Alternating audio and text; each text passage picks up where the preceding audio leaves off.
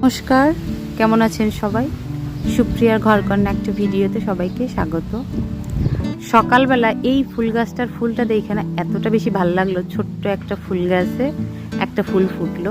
সে হয়তো বা আমার অ্যাটেনশন চাচ্ছে যে দেখো আমি ফুটেছি, আমাকে উঠিয়ে ফেলে দিও না, যেহেতু উঠোনের মাঝখানে হয়েছে। আর দেখুন এই জবা ফুলগুলো, যে কারো মন ভালো হয়ে যাবে, যত মন খারাপই থাক। তো সকাল সকালে আমি আমার এই কাজগুলো সেরে নিলাম। তারপরে আমার আরও অনেক কাজ আছে, সেগুলো করব। ফুল উঠাইয়া রান্না করে চলে আসছি। বারবার শুধু আমাকে বলতেছে যে অনেক দিন আমি সবজি খাই না, সবজি খাই না। বেসিক্যালি তো আগে রুটি নিত অফিসে, আর এখন লম্বা এক ছুটি পাইল ঈদের, তার জন্য রুটি খাওয়াটা হয় না। অনেক দিন দেখা যায় যে রাতের বেলাও ভাত খাই, দুপুরেও ভাত খাই। তার জন্য আমি সকালবেলা একটু রুটি করলাম। একেবারে সাধারণ কিছু সবজি আছে ফ্রিজে, তেমন কোনো সবজিও নাই। আছে একটু কুমড়ো, আর একটু আছে আলু, আর একটু কাঁচা টমেটো। কাঁচা টমেটো আমার গাছেরই, তাই দিয়ে একটু কালি জিরে দিয়া আমি একটা সবজি করে দিই। কোনো মশলা হবে না, মশলা হইলে সে আবার পছন্দ করে না। হালকা একটু জল দিয়ে ভিজা ভিজা করবো। আর এই পাশে আমি আটা মাখার জন্য জলটা বসাইছি। আমি কিন্তু প্রথম দিকে এভাবে আটা করতে পারতাম না, তার জন্য আমার একটা মনোকষ্ট আছে। শাশুড়ি আমাকে বলছিল, হ্যাঁ আটা বেরোতে পারে না, মেয়ে বিয়ে দিয়ে দিছে। আমার খুব কষ্ট লাগছিল সেদিন, কিন্তু তারপরও আমার ননাস উনি খুব আমাকে যত্ন সহকারে আটাটা মাখাটা এবং বেলাটা দুটোই শিখাইছে। এরপরে আমি এখন আমার শাশুড়ির থেকেও বড় এক্সপার্ট হয়ে গেছি। তাই মাঝে মাঝে আমার শাশুড়িকে বলি, হ্যাঁ তখন বলছিলেন আমাকে আমি নাকি আটা পারি না, এখন আপনার থেকে পারফেক্ট। খাওয়া দাওয়া হয়ে গেছে, স্যারের কাজে আমি কিছু আমার কাজ করতেছি। কালকে এটাই নিয়ে আসছি আপনাদের যে বললাম। মূলত আমি গেছিলাম একটা ওয়ার্ড্রোব কিনতে মায়ের জন্য। ওয়ার্ড্রোবটা দেখা আমার যেটা পছন্দ হয়েছে সেটা ওদের বিক্রি হয়ে গেছে, তার জন্য আনা হয় নাই। তো আমাদের একটা দরকার ছিল একটা মিরসিপের, আমি সেই মিরসিপটা নিয়ে আসছি। যারা আমার আগের ব্লগে যুক্ত ছিলেন তারা অবশ্যই জানেন আমার বাড়ির কন্ডিশন, আমাদের অন্যরকম একটা চিন্তাধারা আছে। কিন্তু কিছু জিনিসপত্র আছে এলোমেলো হয়ে আছে, যেগুলো আমার শখের জিনিস। আমি খুব শখ করেই সব চীনামাটির প্লেটগুলো কিনি, বা চীনামাটির যা থাকে, কাচের যেগুলো থাকে, এ যদি কোনোটা ভেঙে যায় আমার খুবই কষ্ট লাগে। তার জন্য আমি একটু যত্ন করে রাখতেছি।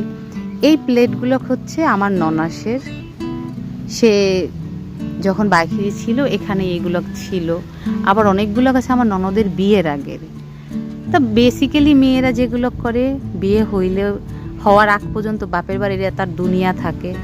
যেমন আমার বাপের বাড়ির সব কিছু আমার আন্ডারে ছিল, তো কোনো এক সময় ওনারই ছিল। কিন্তু দেখেন সময়ের সাথে সাথে ভাইয়ের বউরা আসলে সেটা তার হয়। এটা কিন্তু অভিযোগ করতেছি না, কিন্তু কথাটা সত্যি কথা। তাদের হাতে দিয়ে দিতে হয়। যেমন আমার ননাস আমার হাতে দিয়ে দিছে, আমার ভাই যখন বিয়ে করবে, তার বউ যখন আসবে, তখন তার হাতেও আমাকে দিতে হবে। এটা ক্রমাগত চলে আসতেছে, আমাদের মেনে নিতেই হবে। কিন্তু তারপরও নিজের সাজানো গোছানো ঘরটা ছাড়তে একটু কষ্টই লাগে। আমি যেটা গোছাইতেছি, আমি শুধু বারবার ভাবতেছি এটা আমি কতবার চেঞ্জ করব। এর কারণ হচ্ছে আমার একটা বাজে অভ্যাস, আমি কোনো কিছু প্রথমে সাজাইলে এরপরে আবার লক্ষ্য করি কোনটা কোথায় রাখলে ঠিক হবে। তো কয়েকবার চেঞ্জ হবে, জগটা প্রথমে নিচে রাখছি আবার উপরে রাখলাম, এরকম হতেই থাকবে। আমি নিজেরে প্রশ্ন করি যে আসলে আমি কি চাই, আমি কি নিজে জানি? যদি স্যার বাসায় থাকতো আমাকে কত কি না বলতো। যাক, সে বাড়ি নাই, আমি আমার মতো করে সব কিছু করতেছি।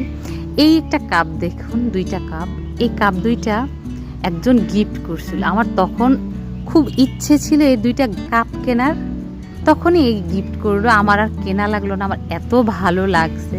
ইউজ করি নাই, এত বেশি হলুদ কালারটা আমার পছন্দ না, কিন্তু মগ দুইটা আমার এত ভালো লাগছে, তা আমি প্যাকেট থেকে খুলিনি, এটাকেই আমি যত্ন সহকারে রেখে দিচ্ছি। আমার দেখতে হেভি লাগে, দুইটা স্মাইলি ফেস। আমার ভাগ্নিরও খুব পছন্দ, আমি মনে করছি ও আসলে পরে খুলবো। আর এটা হচ্ছে একটা লবণের বাটি। আমার শ্বশুরবাড়িতে এই ধরনের কোনো ব্যবহার করা হয় নাই তাদের। আমি আনার পরে আমার ননদ যে যমুনা আছে, ও খুব পছন্দ করছিল এইটা। তা আমি মনে করছিলাম আমি এরকম একটাই ওকে আমি দিব, কিন্তু এরপরে আমি যেখান থেকে এটা নিয়েছি সেখানে আর যাওয়া হয় নাই। আর একটা দারুণ জিনিস দেখাই, এটা হচ্ছে একটা কাঁসার বাটি। এই বাটিটা আমার বর্তমান সে যা, কিন্তু তখন যা ছিল না, আমার দেবরের তখন তাদেরও বিয়ের কথা চলতেছিল, সে আমাকে এটা গিফট করছিল। সে এখন দেশের বাহিরে আছে। এটা যখন দেখি খুব ভালো লাগে, আমি যত্ন সহকারে রেখে দিচ্ছি, হয়তো পূজা পারপাসে এটা ইউজ করব।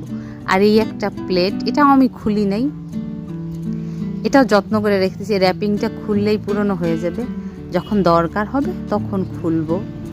তো এগুলো রাখতেছি আর ভাবতেছি যে যা আমার আছে সব কিছু এটাই ধরবে না, আমাকে আরও একটা কিছু নিতে হবে। কিন্তু এটাই আমার ফাইনাল না, এটা পরে আমি কিচেনে ইউজ করব, আমি অন্য কিছু তো অবশ্যই নেব। আর এই যে হচ্ছে আমার একটা প্রিয় বাটি, এই বাটিটা আমি দেখেই দোকানে যখন দেখছিলাম, দেখার সাথে সাথেই আমার মনে হলো যে এটা আইসক্রিমের বাটি, তার জন্য নিয়ে নিছি। দেখুন কত সুন্দর লাগতেছে, মনে হয় একটা ফুল। জানাবেন কার কার ভালো লাগে এই ধরনের বাটি বা এরকম কালেকশন করা। আমি তো খুবই পছন্দ করি। এটার থেকে আর বক্স থেকে বের করব না, ওটা বক্সের ভিতর থাকলে অল্প জায়গা নেবে, আর বক্স থেকে বের করলে অনেক বেশি জায়গা নেবে।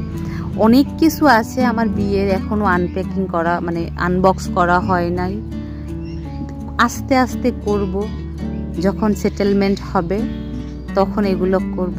এই একটা প্লেটের সেট দারুণ, আমার এটা খুবই পছন্দ। আমি এখান থেকে বের করে 2-1 বার ব্যবহার করছি, কালারটাও এত ভালো, আর কোয়ালিটি তো বলার মতো না, এত ভালো কোয়ালিটি। তো আমার এটা খুব পছন্দ হয়েছে। আমি মনে করছি এর ছোটো সাইজের এর সাথে ম্যাচিং করে আমি একটা নেব। তো ওই পাশের কাজ কইরা আমি এ পাশটাও কাজ করতেছি, গুছাইতেছি। এটা ছিল ওই পাশে, যেহেতু মেশশিপটা আনা হয়েছে, এরপরে জায়গা একটু চেঞ্জ হয়েছে, র্যাকটা এখানে নিয়ে আসছি। এই র্যাকে তো আমি আমার কাপড় চোপড় রাখতাম, এখন আর কাপড় চোপড় রাখবো না, চুপি চুপি বলছি এই জায়গাটায় রাখবো আসলে আমার কসমেটিক্স। মায়ের ঘরে ড্রেসিং টেবিল আছে, বাট এই ঘর থেকে ওই ঘরে গিয়া সাজুগুজু করতে না ভালো লাগে না, তার জন্য আমি এখানেই করব। সম্ভব গরম আর সহ্য করা যাইতেছে না, গুছাইলাম তো ওইগুলো আরও অনেকগুলো আছে, আমি সেগুলোকে আর ধরলাম না, যাকে একটু রেস্ট নেই। তারপর আমার এগুলো করতে করতে না ক্ষুধা লেগে গেছে। আমি দুপুরে রান্নাটাও কইরা রাখছি, তাই স্যারে আসবে, আসলে পারা খাবো। আমি বাইরে এই বাতাসটাই, এই জায়গাটা বসলে অনেক শান্তি লাগে, একেবারে রোদ্দুরের সময় জায়গাটা ভালো লাগে। যাই হোক, মাকে এখন স্নান করাবো। ভিডিওটা তাহলে আজকের মধ্যে এখানেই শেষ করছি। যদি ভালো লেগে থাকে অবশ্যই একটা লাইক করে দেবেন, আর কিছু জানার থাকলে অবশ্যই কমেন্ট করে জানাবেন। যারা এখনও সাবস্ক্রাইব করেন নাই তারা অবশ্যই সাবস্ক্রাইব করবেন। আর যদি আমার এই ভিডিও নিয়ে কিছু অ্যাডভাইস দেওয়ার থাকে আমাকে কিন্তু অবশ্যই জানাবেন। সবাই সুস্থ থাকবেন, সাবধানে থাকবেন। দেখা হচ্ছে পরবর্তী আরও একটা ভিডিওতে, ততক্ষণের জন্য সবাই ভালো থাকবেন।